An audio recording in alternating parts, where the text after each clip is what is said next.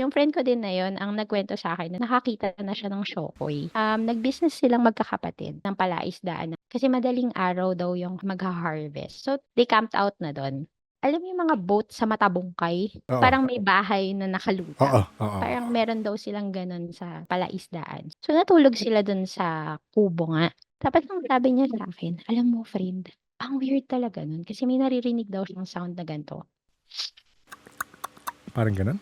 Oo, para siyang pinitik mo yung dila mo sa may Sa ano sa mo, ngala-ngala mo? oo, sa ngala-ngala Okey, mo, okey, parang okey. gano'n. So, gano'n yung 'yan, Parang gano'n yung gano'n. sound. Tapos hinahanap niya kung saan yung sound daw na nanggagaling. Nanggagaling daw sa katabi nilang balsa. Pero nakikita niya, may parang figure na kulay tubig, yun lang yung description niya, kulay tubig. Tas para siyang palaka na nag-hop from the edge ng water papunta dun sa isa sa stilts nung kabilangang balsa.